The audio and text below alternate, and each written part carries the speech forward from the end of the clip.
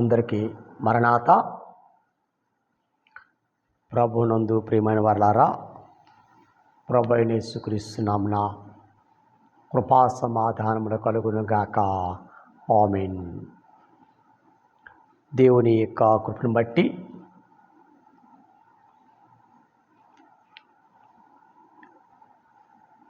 కనాను దేశంలో ఉన్న 7 జనాంగములను గురించి మనము ధ్యానం చేసుకుంటున్నాము. మరి గడిచిన దినముల్లో ఈ కనాలులో నివసించున్న 7 జనాంగములలో 2 జనాంగముల గురించి మనం నేర్చుకున్న వారమై ఉన్నాం. మరొకసారి 7 జనాంగాలను జ్ఞాపకం చేసుకుందాము. యెహోషువ గ్రంథము 24వ అధ్యాయము 11వ వచనం మరొకసారి చదువుకుందాము. యెహోషువ గ్రంథము 24వ అధ్యాయం 11వ వచనము మరొకసారి చదువుకుందాము. మీరు యోర్దాను దాటి యెరికో దగ్గరకు వచ్చినప్పుడు యెరికోకు యజమానులకు అమోరీయులు, పెరిజ్జీలు, కనానీయులు, హిత్తీయులు, గిర్గాషీయులు, హివ్వీయులు, యెబూసీయులను వారు మీతో యుద్ధము చేయగా నేను వారిని మీ చేతికి అప్పగించి తిని. 7 జనాంగములు కనాను దేశంలో నివసిస్తున్నారని మనం నేర్చుకున్నాం. కనుక ఇశ్రాయేలీయులైన వారికి వాగ్దానం చేసిన వారై ఉన్నారు. వారిని వెళ్ళగొట్టి ఆ దేశముని మీకు స్వాస్థ్యముగా అప్పగిస్తానని తెలియచేసిన వారై ఉన్నారు. కనుక ఈరోజు మనము కూడా నేర్చుకోవాల్సిన విషయం ఏంటంటే, వారిని ఏ రీతిగా ఆ దేశంలోని వెళ్ళగొట్టినారో అలాగనే మనలో కూడా ఉన్నటువంటి కొన్ని దుర్గుణాలను, కొన్ని పాపములను మనము కూడా తీసివేసుకుంటే కానీ దేవునిని మనము ఆహ్వానించుకోలేము. అలాగే దేవుని రాజ్యానికి మనము సిద్ధపడలేము.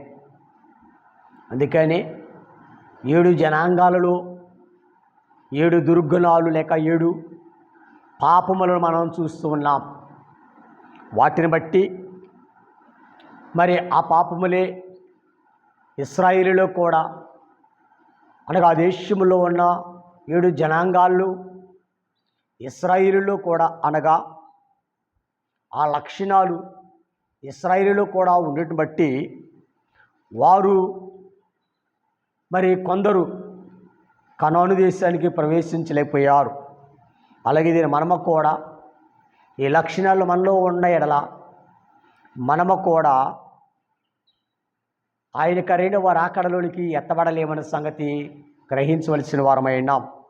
కానీ 7 జనాంగాలు మరొకసారి తెలియచేసి వారిలో దుర్గుణాలను మనము తెలుసుకుంటూ, అలాగే దీని మన 3వ జనాంగముల గురించి మరి కొన్ని విషయాలు కూడా ధ్యానం చేసుకుందాం.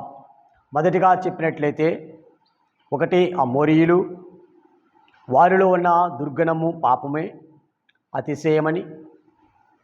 2వ జనాంగము హిత్తీయులు, వారిలో ఉన్నటువంటి పాపము అసూయ అని. 3వ జనాంగము పెరిజ్జీలు, వారిలో ఉన్నటువంటి దుర్గుణము లేక పాపమే ఆగ్రహము లేక కోపము. 4వ జనాంగము మనము చూసినట్టయితే గిర్గాషీయులు, వారిలో ఉన్న పాపము లేక దుర్గుణము తిండిబోతుతనము. అలాగే 5వ జనాంగమును మనం చూసినట్లయితే హివ్వీయులు, వారిలో ఉన్నటువంటి పాపము కామము. 6వ జనాంగమును చూసినట్లయితే కనానీయులు, వారిలో ఉన్న పాపము, ఐకిక చింత లేక విచారము. 7వ జనాంగము యెబూసీయులు, వీరిలో ఉన్న పాపమే బద్ధకము. కనుక 7 జనాంగములు, వారిలో ఉన్న పాపములు మనము ధ్యానము చేసుకుంటూ ఉన్నాం. అలాగే ఈ దినమును మనము చూసినట్లయితే మనం అమోరీయుల యొక్క పాపములను లేక అమోరీయుల యొక్క చరిత్ర మనం నేర్చుకున్నాం. రెండవది ఇత్తీయులను, వారిలో ఉన్న పాపముల గురించి నేర్చుకున్నాం. అలాగే దినమున పెరిజ్జీలు వీరు ప్రాచీన కాలము నుండి కూడా ఆ దేశంలో నివాసం ఉన్నట్లుగా మనం చూస్తూ ఉన్నాం. అంటే అబ్రహాము కాలంలో వారు ఆ ప్రాంతంలో నివాసము చేస్తూ ఉన్నారని తెలియచేయబడుతుంది. ఆదికాండము 13వ అధ్యాయము 7వ వచనంలో మనం చూసినట్లయితే, ఆదికాండము 13వ అధ్యాయము 7వ వచనంలో మనం చూసినట్లయితే, అప్పుడు అబ్రహాము పశువుల కాపరులకును లోతు పశువుల కాపరులకును కలహము పుట్టెను. ఆ కాలమందు కనానీయులు, పెరిజ్జీలు ఆ దేశములో కాపురముండిరి. అబ్రహాము, లోతు వారు ఎప్పుడైతే అబ్రహామును దేవుడు దీవించినప్పుడు ఐగుప్తు దేశము నుండి నెగబు అనే ప్రాంతానికి మరి అబ్రహాము అలాగనే లోతు వెళ్ళినట్లుగా మనం చూస్తున్నాం.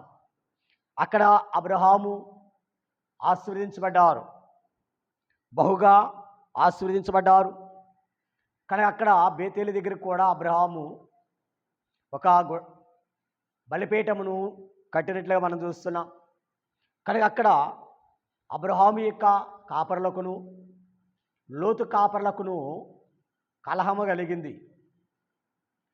కనుక కలహాలు కలిగినటువంటి ఆ ప్రాంతంలో వారు అనగా కనానీయులు, పెరిజ్జీలైన వారు కూడా నివసిస్తూ ఉన్నారని మనకి కనబడుతూ ఉన్నది.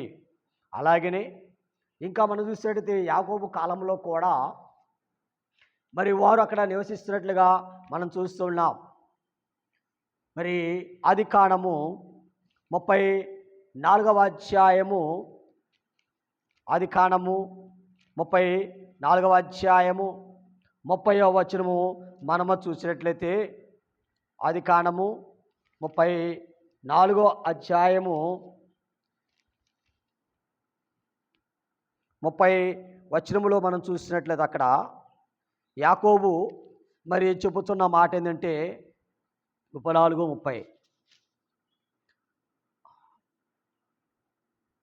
అప్పుడు యాకోబు సిమియోనును లేవీని చూచి, మీరు నన్ను బాధపెట్టి ఈ దేశ నివాసులైన కనానీయులలోను పెరిజ్జీలలోను అసహ్యునిగా చేసితిరి.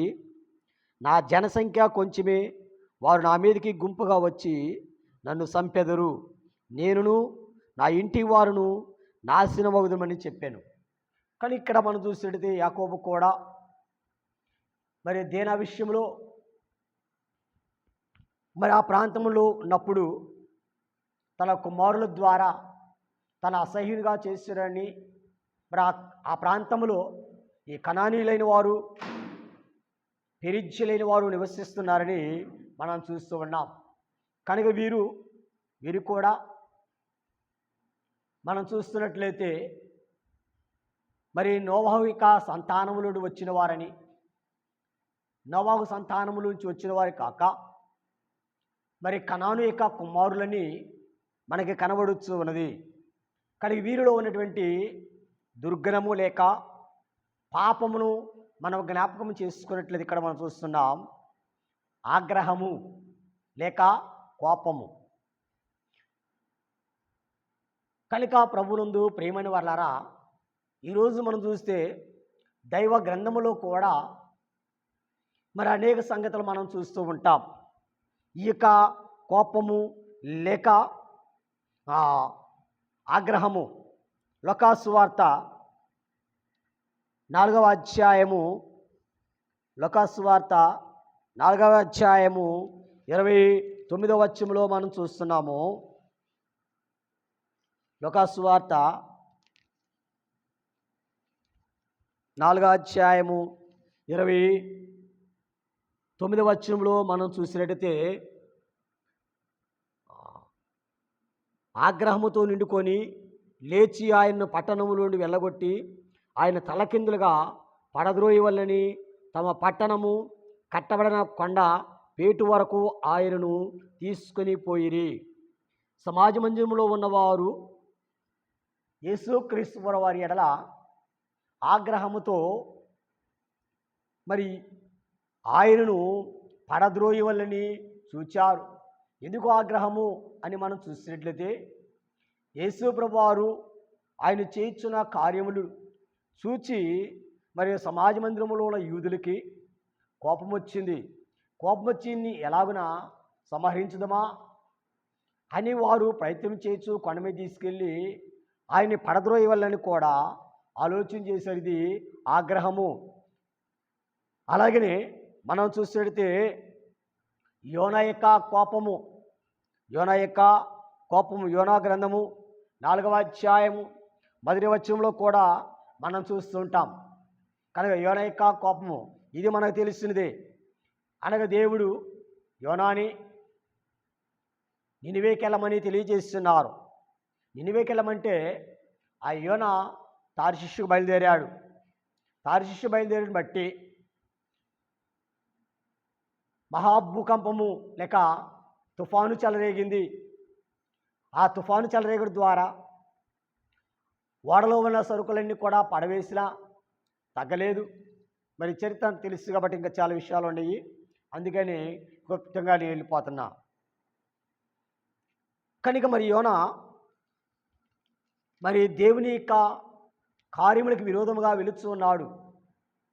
వెలుడు ద్వారా మరి ఓడ అడుగు భాగంలోకి వెళ్ళి నిద్రపోతున్న కాలంలో ఆ యోనాను మరి చీట్లు వేసుకున్నప్పుడు ఆ సీటి యోనా మీదకి వచ్చినప్పుడు వారు ఎత్తి సముద్రంలో పడవేయగా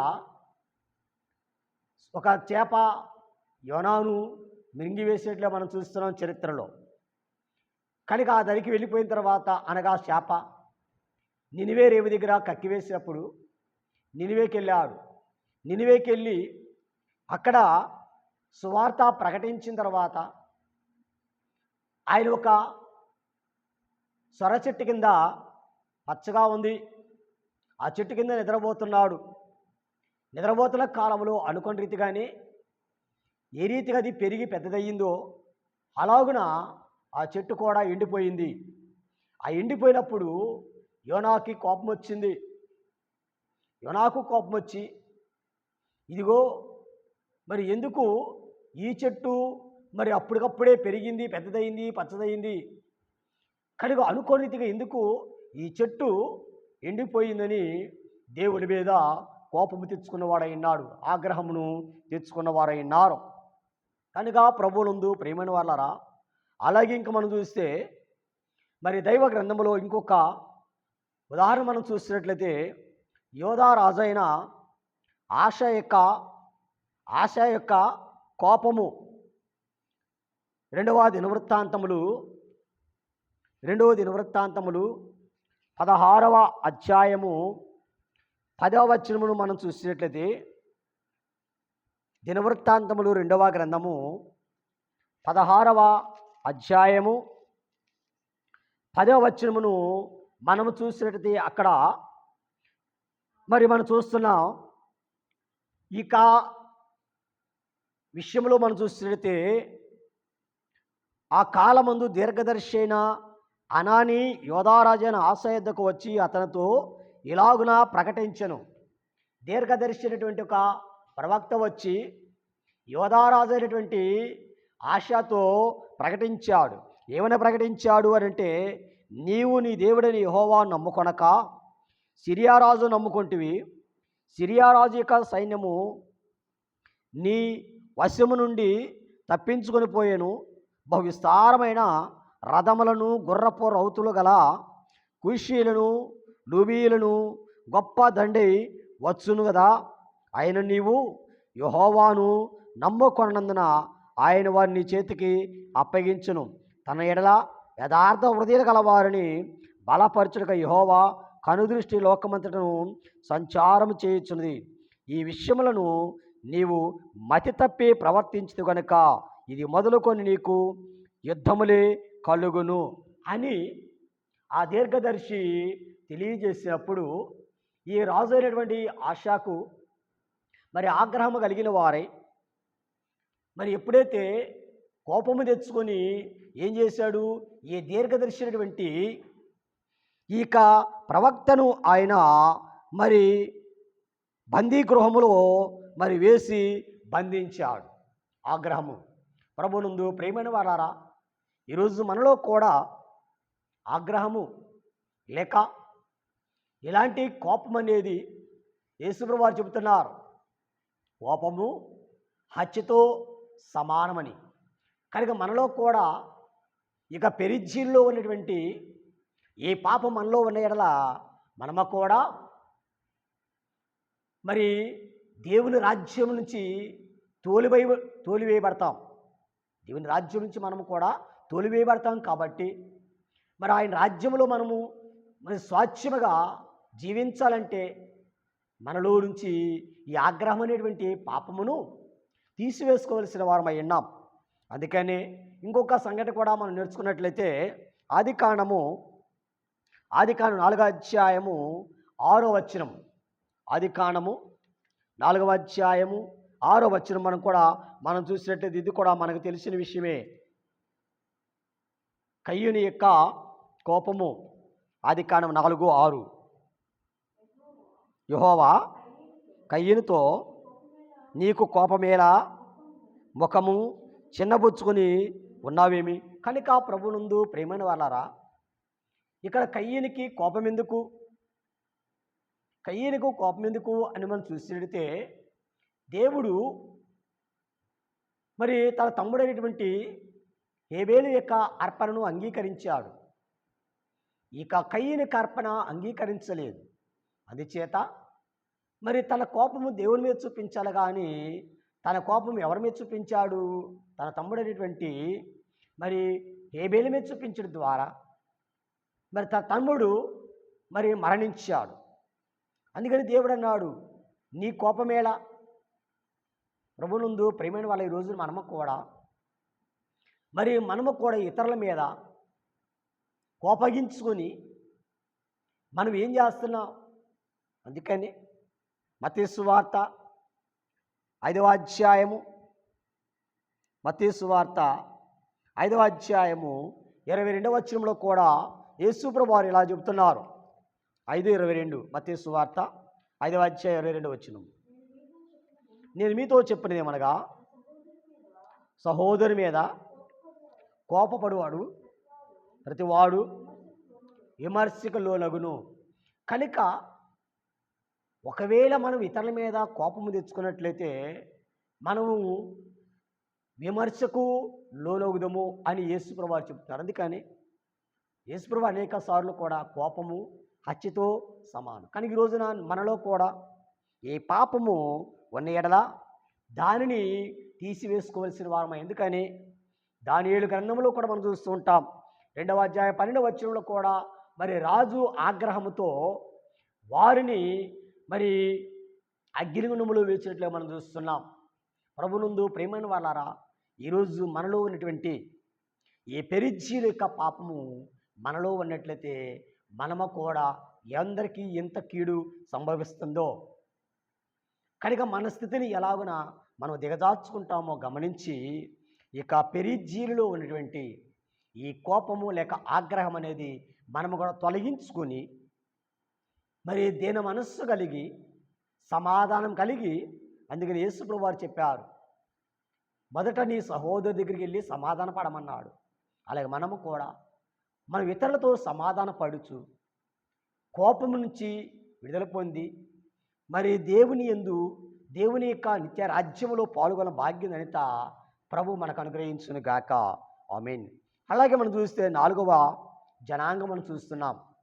నాలుగవ జనాంగము గిర్గాషీయులు. నాలుగవ జనాంగము గిర్గాషీయులు.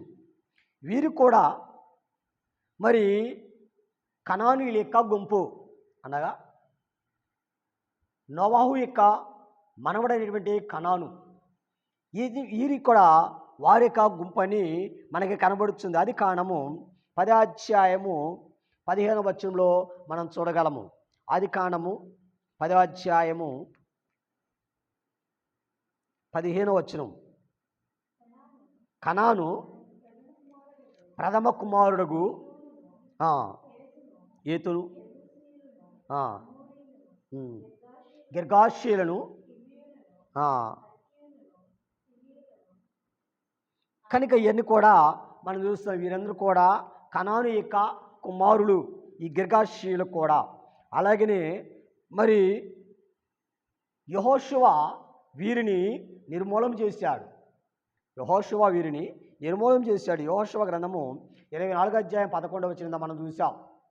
కనుక వీరిని యెహోషువ హతం చేసినట్లుగా మనం చూస్తున్నాం. కనుక వీరిలో ఉన్న దుర్గుణములు మనం చూసినట్టయితే తిండిబోతుతనము. ప్రభునందు ప్రియమైన వాళ్ళరా, మనము కూడా చూస్తూ ఉంటాం. మరి యేసు ప్రభు దైవజ్ఞులు దేవదాసయ్య గారు కూడా చెప్పారు, రాకడకు సిద్ధపడలేకపోవటానికి కారణమే కొన్ని విషయాలు చెప్పారు. అది ఏమిటంటే నిద్ర, ఐకిక విచారములు, చింత, ఇవన్నీ కూడా రాకడకు పెండ్లి కుమార్తెగా తయారుకోకుండా ఆపు చేసేది. ప్రభునందు ప్రియమైన వాళ్ళారా, ఈరోజు మనము ఏ రీతిగా వారిలో ఉన్నటువంటి లక్షణమే తిండిపోతాను. ఆ లక్షణము ఇశ్రాయేలులో కూడా ఉన్నట్లుగా మనం చూస్తూ ఉన్నాం. సంఖ్యాకాండము 16వ అధ్యాయము ఇశ్రాయేలులో ఉన్నటువంటి తిండిపోతనము. సంఖ్యాకాండము 16వ అధ్యాయము 18వ వచనం నుండి మనం చూస్తూ ఉంటాం. సంఖ్యాకాండము 16వ అధ్యాయం 18వ వచనం నుండి. కాబట్టి వారిలో ప్రతి వాడును తన ధూపార్తిని తీసుకొని వాటిలో అగ్ని ఉంచి వాటి మీద ద్రౌపది వేయినప్పుడు వారును మోషే అహరోనులను ప్రత్యక్ష గుడారం యొక్క ద్వారం దగ్గర నిలిచిరి. కోరహు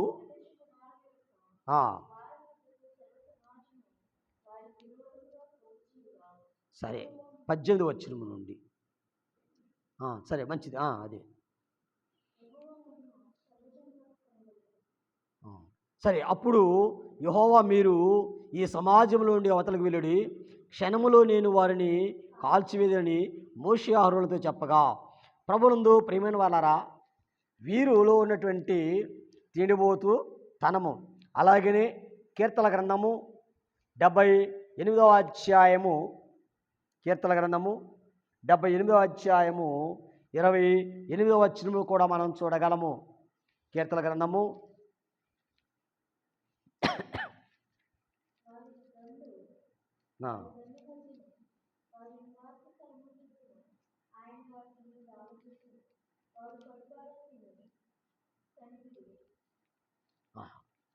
కనుక మనం చూస్తున్నాం, ఆహార విషయంలో వారు ఏ రీతిగా మరి ఎక్కువగా కూర్చుకున్నారు. 28 నుంచి 31 దాకా.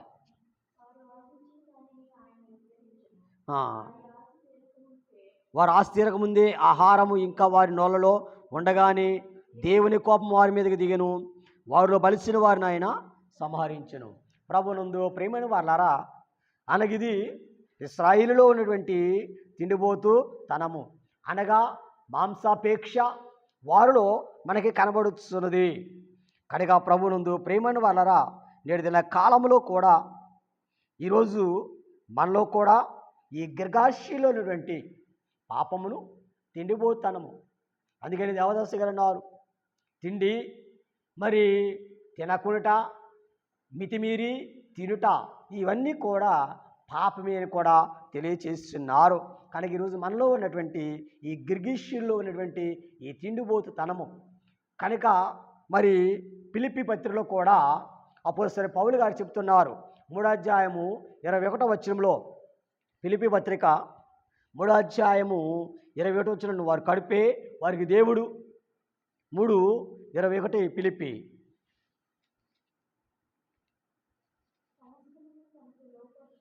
సమస్తము తనకు లోపరుచుకొని జరిగిన శక్తిని బట్టి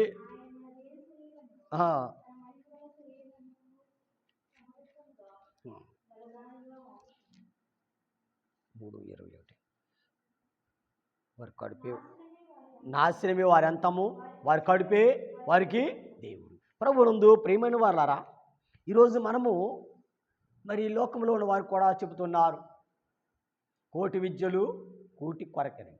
కనుక కేవలము కూటి కొరకు మనము జీవించడం కాదు. కానీ యేసుక్రీస్తు వారు అన్నారు కదా, మనుషుడు రొట్టె వలన కాదు కానీ దేవుని నోట నుంచి వచ్చు ప్రతి మాట వలన జీవించును అని.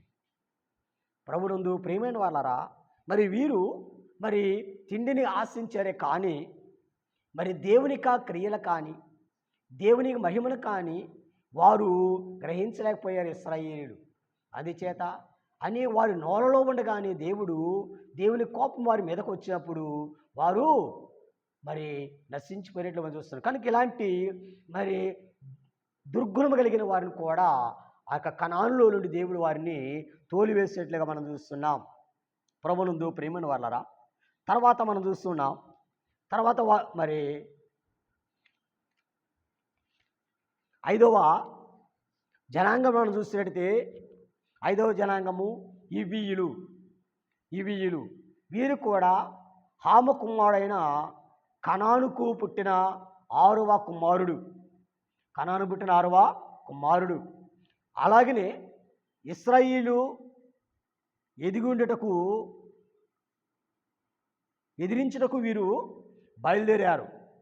కనుక వీరు కూడా ఇశ్రాయేలీలైన వారిని ఎదిరించడానికే వీరు బయలుదేరి ఉన్నారు, ఇవీయులైన వారు.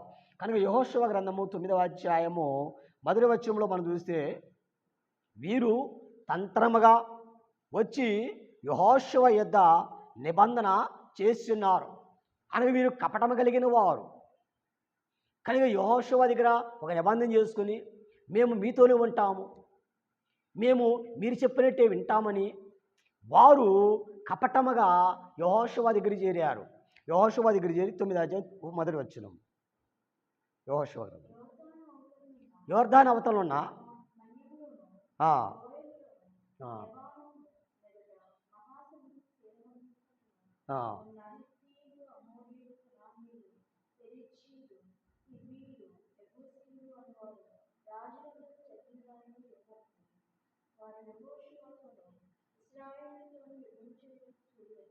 కనుక వీరు యెహోషువతో ఇశ్రాయేలుతో యుద్ధం చేయడానికి వచ్చారు. కనుక వీరితో బాగున్నట్టుగా వచ్చారు, వీరితో కలిసినట్లుగా వచ్చారు. కనుక వీరు చాలా కాలం ఇశ్రాయేలు బానిసలుగా ఉన్నారు. ఇశ్రాయేలుకి వీరు బానిసలుగా ఉన్నట్లుగా మనం చూస్తున్న వీరు సముద్ర తీరమందు నివసిస్తున్నారు. వీరు సముద్ర తీరమందు నివసిస్తున్నవారు. కనుక ప్రభువునందు ప్రియమైన వాళ్ళారా, మరి వీరిలో ఉన్నటువంటి పాపమును కానీ మనం ధ్యానించుకున్నట్లయితే వీరిలో ఉన్న పాపము కామము లేక వ్యభిచారము. సంఖ్యాకాండము 25వ అధ్యాయము 1వ వచనం నుంచి మనము చూసినట్టు అక్కడ భాగంలో మరి మోయాబు రాణులతో వ్యభిచారము చేయసాగిరని కూడా మనం చూస్తున్నాం. సంఖ్యాకాండము 25వ అధ్యాయము 1వ వచనం నుండి మనం చూస్తూ ఉంటాం. కనుక మోయాబు రాణులతో వారు వ్యభిచరించిన వారయ్యిరి. ప్రభువునందు ప్రియమైన వారారా, అందుకని మరి వీళ్ళు కూడా వీరిలో ఉన్నటువంటి పాపమే కామము, కామ వికారం కలిగిన వారు.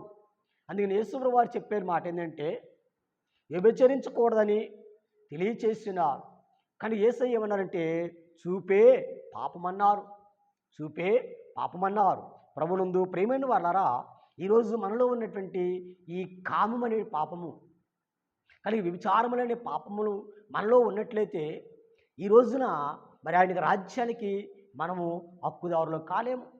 ఎందుకంటే ఎందుకు మనం చేయకూడదు అంటే దేవుడు చెప్పాడు ఒకరోజు మన దేహమే దేవునికి ఆలయమై ఉన్నదండి. కనుక యేసుప్రభువు వారు ఏమన్నారు? నా దేహమును అనగా నా దేవాలయమును పాడు చేస్తే వారు నేను పాడు చేస్తా. కానీ ఈరోజు వారిలో ఉన్నటువంటి పాపము ఏమైందంటే ఆ యొక్క పట్టణాన్ని కూడా లేక ఇశ్రాయేలు ప్రజలైన వారిని ఎదిరించారు. అందుచేత దేవుడు ఏం చేశారంటే వారిలో ఉన్న పాపాన్ని తొలగించి వేయటానికి వారిని ఆ పట్టణములోంచి తోలివేసేట్లుగా మనం చూస్తూ ఉన్నాం. ప్రభునందు ప్రియమైన వాళ్ళరా, ఇంకా మనం చూస్తే ఆత్మపూరుడైన సంసోను ఇతను కూడా న్యాయాధిపతుల గ్రంథము 16వ అధ్యాయము మొదటి వచనంలో మనం చూస్తూ ఉంటాం. అక్కడి నుంచి న్యాయాధిపతుల గ్రంథం 16వ అధ్యాయం మొదటి వచనంలో అక్కడ మనం చూస్తే మరి పెద్దలు చెప్పిన మాట ఏంటంటే ఇతడు కూడా ఒక హివీయుడు అనగా మరి సంసోను ఉన్నాడు. ఇతడు ఆత్మపూరుడు. ఈ ఆత్మపూరుడైనప్పటికని ఇతడు ఏం చేశాడు? ఆ తిమ్నాత్ అనే ప్రాంతానికి వెళ్ళాడు. ఆ తిమ్నాత్ ప్రాంతానికి వెళ్ళి ఒక వేశ్యను చూసి వచ్చాడు. అక్కడ వేశ్యద్దకు వెళ్ళినట్లుగా మనం చూస్తున్నాం. దెలీలాను మోహించాడు. ఆయన దెలీలాను మోహించినట్లుగా మనం చూస్తూ ఉన్నాం. అలాగే 16వ అధ్యాయము 4వ వచనం కూడా మనం చూడవచ్చును. న్యాయాధిపతుల గ్రంథము పిమ్మట అతడు దెలీలా అనే ఒక స్త్రీని మోహించాడు. ప్రభునందు ప్రియులారా, ఒక ఆత్మపూరుడైనటువంటి వ్యక్తి మరిక అన్యురాలైనటువంటి ఒక స్త్రీని ఎలాగనో మోహించాడు.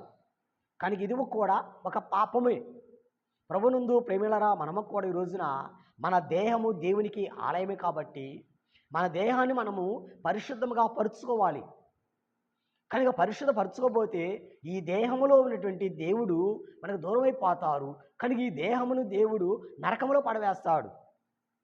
అందుకని మరి ఈ యొక్క కామనే పాపము నుంచి మనము పరిశుద్ధులుగా మారాలని దేవుని యొక్క కోరిక. కనుక మనలో ఉన్న ఈ కామాన్ని దేవుడు తీసివేసి పరిశుద్ధపరచుటకే దేవుని ఉద్దేశం అండి. అలాగే మనం చూస్తే ఇంకొక విషయాన్ని, జ్ఞాని అయిన సొలొమోను ఇతడు కూడా ఫరో కుమార్తెని కాక అనేకమైన మరి కన్యకలనే వారిని ఈ యొక్క సొలొమోను మరి ప్రేమించినట్లుగా మనం చూస్తున్నాం, మోహించినట్టు మనం చూస్తున్నాం. రాజుల మొదటి గ్రంథము 11వ అధ్యాయము 1-2 వచనాలు మనం చూస్తున్నాం. కనుక జ్ఞాని అయినటువంటి సొలొమోను కూడా మరి ఇక పాపమును బట్టి మరి దేవునికి దూరం అయిపోయాడు. కానీ ఈరోజున మన జీవితంలో కూడా ఇలాంటి పాపము నుంచి దూరం చేసుకోవలసిన వారు. అలాగే మనం చూస్తే ఈ యొక్క హివ్వీయులైనటువంటి వారు జలప్రళయాలకు ముందు కూడా నివసిస్తున్నటువంటి పాపము కలిగిన వారు. మనం చూసినట్లయితే జలప్రళయ కాలంలో యేసుప్రభు దేవుడు మరి నోవాహుతో చెప్పుతున్నారు, వారు బలవంతులు. ఆదికాండము 6వ అధ్యాయము 1-2 వచనాలు చూస్తే వారు మరి దేవుని యొక్క కుమారులతోనూ నరుల కుమారులతో మరి వెళ్ళినట్లుగా మనం చూస్తూ ఉన్నాం. 6వ అధ్యాయము 1-2 వచనాల్లో మనం చూడగలము. నరులు భూమి మీద విస్తరించి ఆరంభించిన తర్వాత కుమార్తెలు వారు పుట్టినప్పుడు దేవుని కుమారులు నరుల కుమార్తెలు చక్కని వారని చూచి వారందరిలో తమకు మనస్సు నచ్చిన స్త్రీలను వివాహము చేసుకుని. కనుక జలప్రళయ కాలం ముందే వారు కూడా మరి ఇక వీలైన వారు ఆ కాలంలో ఉన్నారు కాబట్టి మరి దేవుని కుమారులను నరుల కుమారుతో కలిసిపోయారు. కనుక ఇలాంటి పాపము ఈరోజు మన కాలంలో కూడా విస్తరించుతుంది. కనుక చిన్న పెద్ద భేదం లేకుండా మరి ఈరోజు మనం చూస్తే అనేకమైనటువంటి మరి కార్యాలు మన జరుగుతున్నవి. కనుక ఈ కామం అనే పాపమును తొలగించి వేసుకొని దేవుని రాజ్యానికి సిద్ధపడవలసిన వారమై ఉన్నాం. అలాగనే మనం ఇంకా చూస్తే ఆదికాండము 19వ అధ్యాయము 5వ వచనంలో కూడా మనం చూస్తూ ఉంటాం. మరి ఈ సొదొమ గొమొర్రా పట్టణాలకి దేవదూతలైన వారు వెళ్ళారు. అక్కడ లోతు నివసిస్తుంటే ఆ లోతు యొక్క ఇంటికి వచ్చినటువంటి వారితో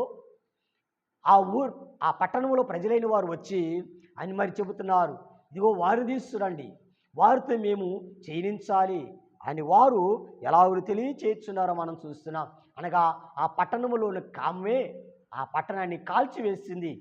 అందుకని ఆ పట్టణములో నుంచి లోతు కుటుంబాన్ని బయటికి తీసుకుని వచ్చేసారు. కానీ ఈ దినమన మరి నీ జీవితంలో ఎలాంటి పాపం అనేటిదే ఈ క్రీస్తు ప్రభు యొక్క కలువరి రక్తధారల చేత కడిగి వేసుకొని మనం ఒకటి పాపము నుంచి బయటకు వచ్చినట్లయితే మనకు కూడా దేవుడు తన రాజ్యమును మనకి అనుగ్రహించువారైనారు. కనుక తర్వాత మనం చూస్తే ఆరవ జనాంగమే కనానీయులు. అబ్రహాము ముందే ఆ దేశముందు నివసించిన వారు. ఆదికాండం 12:5 మనం కూడా చూడగలము. కనుక అబ్రహాము ప్రాంతానికి వెళ్ళినప్పుడే అక్కడే వారు నివసిస్తున్నట్లుగా మనం చూస్తూ ఉన్నాం. 12:5 ఆదికాండము.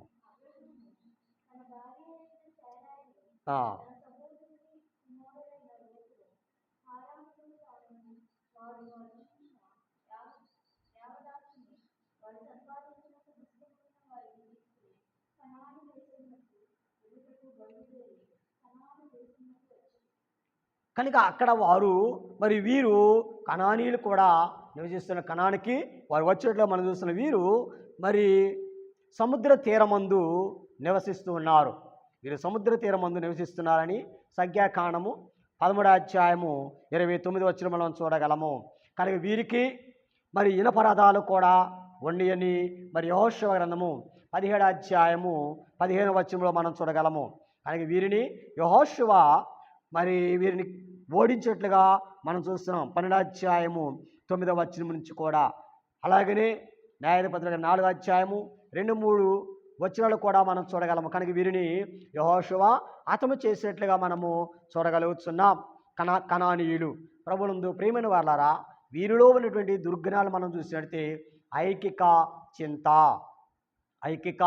చింత.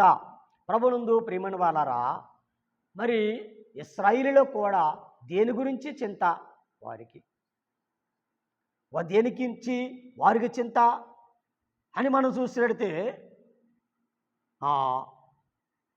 మనం చూస్తున్న వారికి అవి లేవు ఇవి లేవు అని కూడా మనం చూస్తున్న ఇశ్రాయేలులో చింత ఏంటంటే సంఖ్యాకాండము 20:5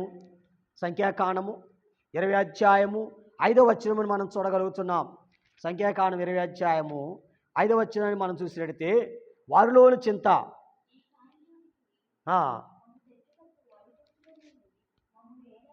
మమ్మల్ని ఎలా రప్పించిదివి, అంజూరాలు లేవు, గింజలు లేవు, కాయలు లేవు, ఏమీ లేవు. కానీ దానిమ్మలు లేవు, నీళ్ళు లేవు, ఏమీ లేవు. కనుక వారి చింత దేని గురించి? కనుక ఈ లోకంలో ఉన్న వాటి గురించి చింత. అందుకని యేసుప్రభువు వారు ఏమన్నారు? మీరు రేపటి గురించి చింతించవద్దు అన్నాడు. రేపటి గురించి చింతించవద్దు, ఏనాడికి సంబంధించిన ఆనాడు యెహోవా మీకు అనుగ్రహించునని రాయబడింది. కానీ ఈ రోజున మన చింత అనేక మంది ఈ రోజున ఎందుకు చిక్కిపోతున్నారు, ఎందుకు బలహీనమైపోతున్నారు అని మనం చూస్తే ఐకిక చింత, విచారము. ఎందుకు చింత? కనుక ఈరోజు మన చింతలన్నీ కూడా ఈ లోకములు మనకి అప్పులు తీరలేదని, సొమ్ము లేదని, ఉద్యోగాలు లేవని, వ్యాపారాలు లేవని, కనుక అనుకున్న ప్రార్థన నెరవేరట్లేదని చింత. అందుకని యేసుప్రభువు వారు ఒక మాట అన్నారు కదా. ఏమన్నారు ఆయన? ఇదిగో పక్షులు, ఆకాశ పక్షులు చూడండి, అవి విత్తవు, కోయవు, కొట్లలో కూర్చుకొనవు, కనుక మీరు వాటికంటే శ్రేష్ఠులు కాదా అన్నారు యేసుప్రభువు వారు. కానీ ఈ రోజున మన చింత కూడా దేనికోసం? ఇక్కడ ఇశ్రాయేలీయులు దేనికోసం వారి చింత అని చూస్తే గింజలు లేవు, అంజూరాలు లేవు, దానిమ్మలు లేవు, నీళ్ళు లేవు, ఆహారం లేవు, కానీ వీటి గురించే చింత. కానీ వారు దేవుని గురించి చింత వారికి లేదు. కనుక ప్రభువుని పిల్లల దైవ గ్రంథములో కూడా మనం చూస్తే ఇశ్రాయేలు రాజు అయిన ఆహాబులో ఉన్నటువంటి కనానీయుడు లేక మరి ఐక్య చింత రాజుల మొదటి గ్రంథము 21:4 నుండి మనం చూస్తుంటాం. కనుక ఇది కూడా మనకు తెలిసిన విషయమే. ఆహాబు ద్రాక్ష తోట విషయమై అతను మూతి ముడుచుకున్న వాడే చింత కలిగి మరి కూర్చున్నట్లుగా మనం చూస్తున్నాం. అనగా అహాబులో ఉన్నటువంటి చింత. అలాగనే ఇంకా మనం చూస్తే 2 సమూయేలు గ్రంథము 13 2వ వచనంలో కూడా మనం చూస్తే దావీదు కుమారుడైనటువంటి అమ్మోని యొక్క చింత, దావీదు కుమారుడైన అమ్మోని యొక్క చింత 2వ సమూయేలు గ్రంథం 13వ అధ్యాయము 2వ వచనం. తామారు విషయమైనటువంటి చింతాక్రాంతుడై అతడు చిక్కిపోయాడు. తామారు విషయమై అతడు చింత కలిగి అతడు చిక్కిపోయాడు. అందుకే ఈ రోజున చింతల వలన మానవుడు ఏమైపోతున్నాడు? కృషించిపోతున్నాడు. యేసుప్రభువు వారు కూడా చెప్పాడు కదా, మత్తయి సువార్త 13వ అధ్యాయము 22వ వచనం చూస్తే ఉపమానం లేక భాగములు చెప్పాడు. ఐకిక విచారములు. ఏంటి ఐకిక విచారములు? విత్తనాలు ముండ్ల పొదలు పడ్డవి, అవి పెరిగినవి, కానీ ఐకిక విచారం వల్ల అతడు అణిచివేయబడుతున్నాడు. ఈ రోజున నీవు దేని చేత అణిచివేయబడుతున్నావు? నువ్వు దేని చేత అణిచివేయబడుతున్నావు గమనించండి. ఈ చింతలన్నీ కూడా, అందుకని యేసుప్రభువు వారు అన్నారు కదా, మీ చింత యావత్తు నా మీద వేయండి అని. కానీ ఈ రోజున నీలోని చింతలన్నీ పారవేసుకుంటే నీవు సంతోషంతో జీవించగలవు, దేవుని రాజ్యాన్ని మనం సమీపించగలము. ప్రభునందు ప్రియమైన వాళ్ళారా, అందుకనే మరి మనలో ఉన్న చింతలన్నీ కూడా తీసివేసుకున్నప్పుడే మనము దేవుని రాజ్యానికి ప్రవేశించగలము. చివరిగా మనం చూస్తున్నాం యెబూసీలు. కనాను యొక్క 3వ కుమారుడే యెబూసీయుడు. కనాను యొక్క 3వ కుమారుడే యెబూసీయుడు. వీరు జాతి ప్రజలు. వీరిని కూడా యెహోషువ ఓడించాడు. యెహోషువ గ్రంథము 12వ అధ్యాయము 6వ వచనం నుంచి కూడా మనం చూడగలము. యెహోషువ వారిని ఎదిరించినట్లుగా మనం చూస్తున్నాం.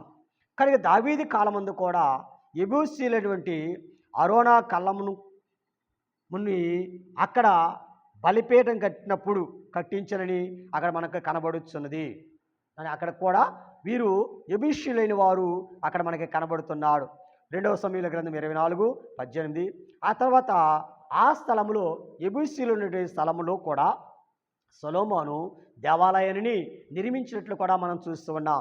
2వ దినవృత్తాంతములు 3వ అధ్యాయం 1వ వచనం చదవటానికి మనకు సమయం లేదు కాబట్టి ముందుకు వెళ్ళిపోతున్నాం.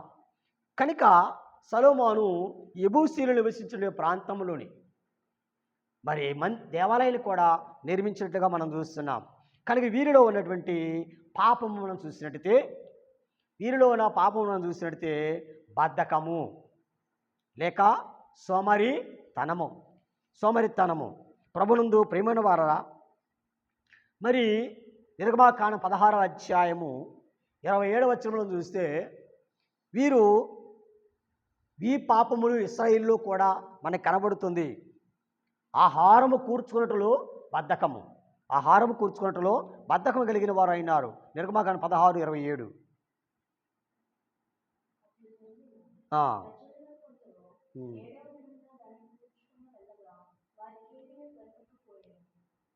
కనుక ప్రభువునందు ప్రియమైన వాళ్ళరా, ఆహార విషయంలో వారు మరి బద్ధకస్తులై ఉన్నారు లేక సోమరులై ఉన్నారు. కనుక అలాగనే మరి ఇంకా చూసినట్లయితే ఎలియాజరు, ఏతామారు వీరిలో ఉన్న బద్ధకాన్ని కూడా మనం చూస్తున్నాం. లేవీకాండము 10వ అధ్యాయము 16వ వచనం మనం కూడా చూస్తూ ఉంటాం. లేవీకాండం 10వ అధ్యాయము 16వ వచనం. కానీ వీరిలో కూడా ఉన్నటువంటి బద్ధకాన్ని లేక సోమరితనాన్ని మనం చూస్తుంటాం. అలాగనే ఇంకా మనం చూస్తే ముందుకు వెళ్ళిపోదాం. ఇస్కే కాలంలో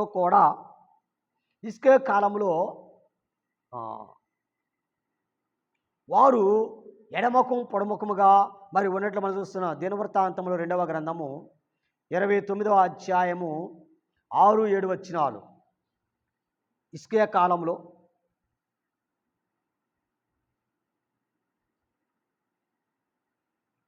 కనుక అక్కడ జరిగినటువంటి కార్యాలు మనం చూసినట్లయితే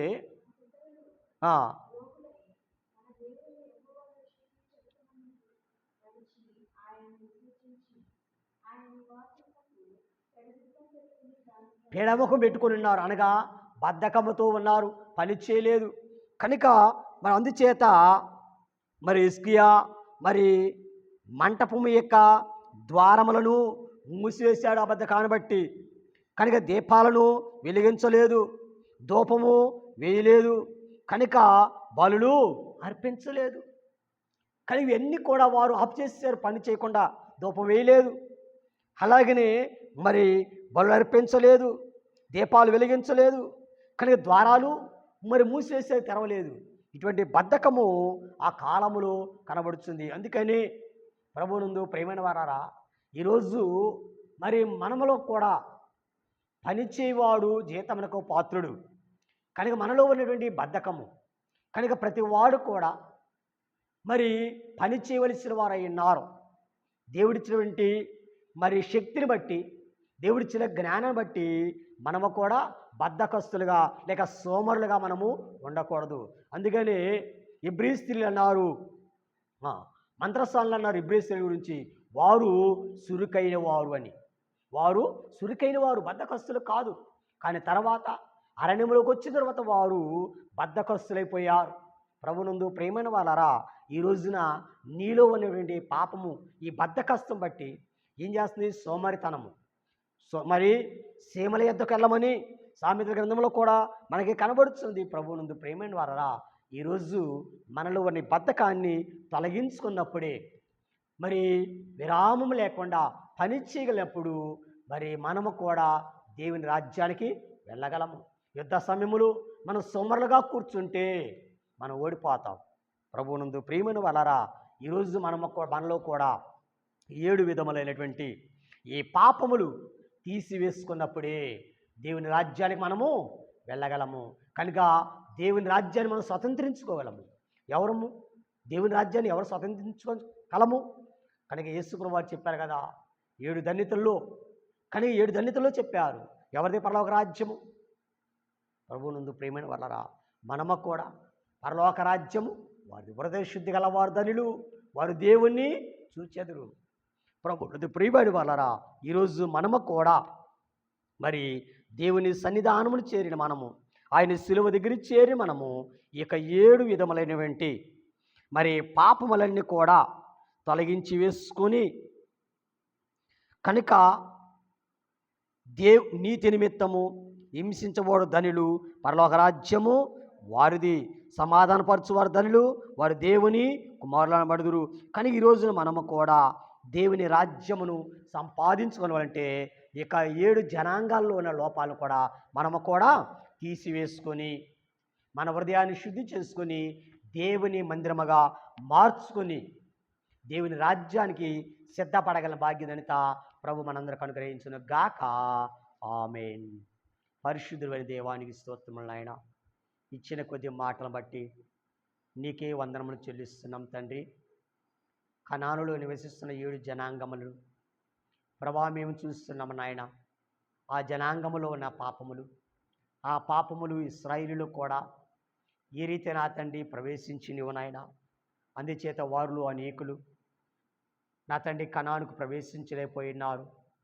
కనుక ఈ దినం ప్రభా అందరూ 2వ రాకడకి సిద్ధపడాలని ఆశపడుతున్నారు. కానీ ఈరోజు ప్రభా మేము భక్తి కలిగిన వారుగా ఉండాలనుకుంటున్నామే, కానీ మాలో ఉన్న 7 లోపాలు ప్రభా తీసివేసుకొని ఎడల ప్రభయ్య, మా అంతరంగంలో ఈ దుర్గణాలు తీసివేసుకోకపోతే ప్రభయ్య తండ్రి, హృదయ శుద్ధి లేకపోతే దేవా నీ రాజ్యానికి మేము హక్కుదారులము కాదు నా తండ్రి.